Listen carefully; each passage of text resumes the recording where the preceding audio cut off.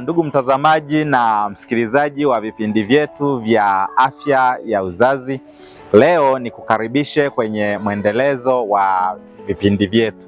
Kwa majina naitwa Dr. Kahibi, ni daktari bingwa wa magonjwa ya akina mama na uzazi. Sasa leo tutakwenda kuongelea mada inayohusu maumivu makali wakati wa hedhi kwa wasichana na akina mama. Sasa hiki kinajulikana kwa namna gani? Maumivu makali kwa ajili ya hedhi kwa wasichana na akina mama inajulikana kama dysmenorrhea.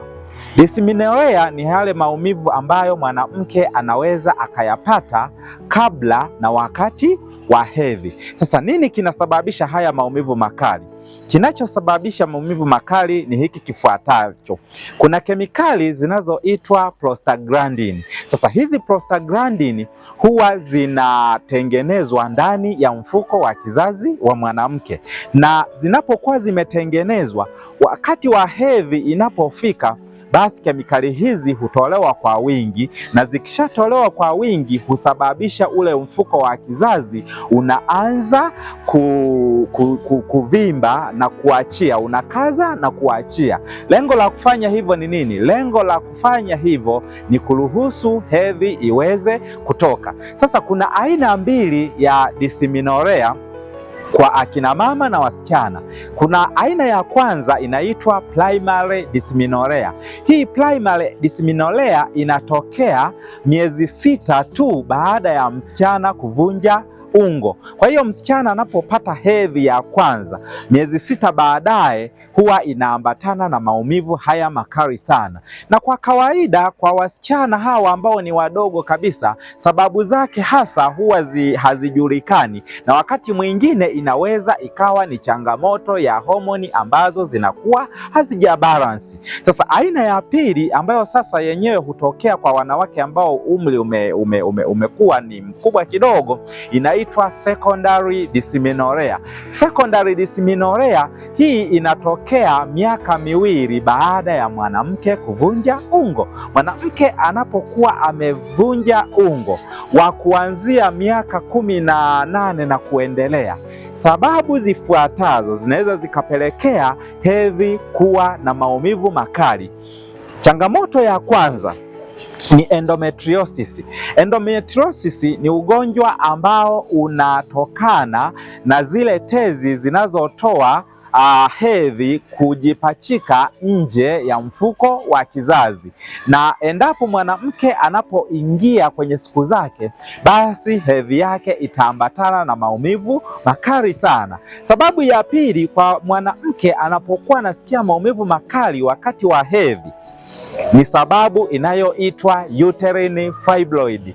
Uterine fibroid, hizi ni vimbe ambazo mara nyingi zinawatokea akina mama wenye umri wa kuzaa. Sasa wanawake wenye changamoto hizi, hedhi yao itaambatana na maumivu makali, na wakati mwingine hedhi hii inaweza ikawa ni nyingi sana. Sababu nyingine inayosababisha maumivu makali wakati wa hedhi ni ugonjwa wa PID.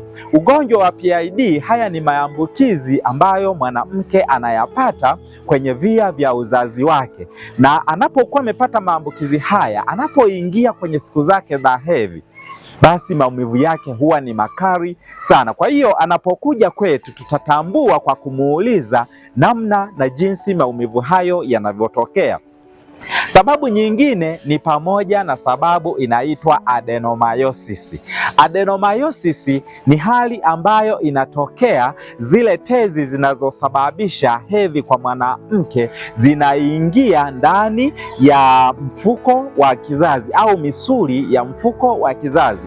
Sasa anapoingia kwenye hedhi, tezi hizi huwa zinasababisha damu inavujia kwenye hii misuli ya uzazi, na ndio maana akiingia kwenye siku zake anaweza akaingia kwa hedhi nyingi sana inayoambatana na maumivu. Lakini changamoto nyingine inayoweza kusababisha mwanamke akapata maumivu makali wakati wa hedhi ni pamoja na vimbe zinazoitwa polyps. Sasa polyps hizi nazo ni vimbe ambazo huwa kuwa ndani ya mfuko wa kizazi.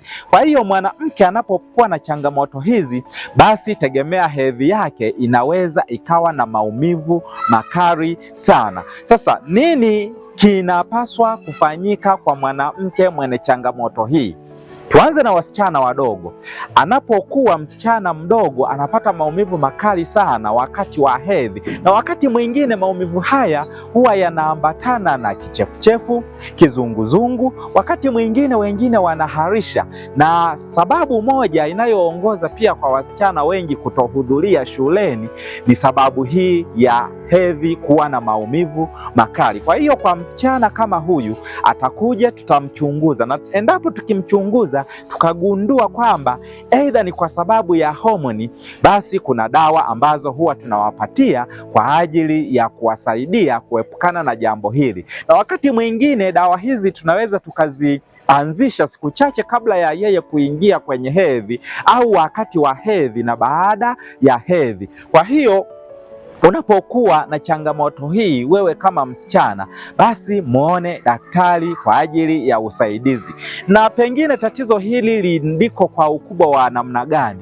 10% mpaka 15% ya wasichana wanaoona hedhi zao basi zinaambatana na maumivu haya makali, kwa maana ya dysmenorrhea. Na Shirika la Afya Duniani WHO linakadiria kuwa kuanzia 10% mpaka 97% ya wanawake walio kwenye umri wa uzazi basi wanapata changamoto hii ya kuumwa wakati wa hedhi. Na kwa upande wa wasichana miaka 12 mpaka miaka 16 au 18 ni miaka ambayo huwa inaambatana na changamoto hii ya dysmenorrhea. Sasa naomba nifupishe kwa kusema hivi: kwa msichana anayepata maumivu makali wakati wa hedhi, cha kwanza, inawezekana homoni zake zikawa hazija balance, kwa maana ya estrogen pamoja na progesterone. Lakini kwa wale wanawake ambao wameshaanza kuzaa, unapokuwa una maumivu makali wakati wa hedhi, cha kwanza fikiria endometriosis, cha pili PID, cha tatu adenomyosis, cha 4 leiomyoma, cha 5 polyps.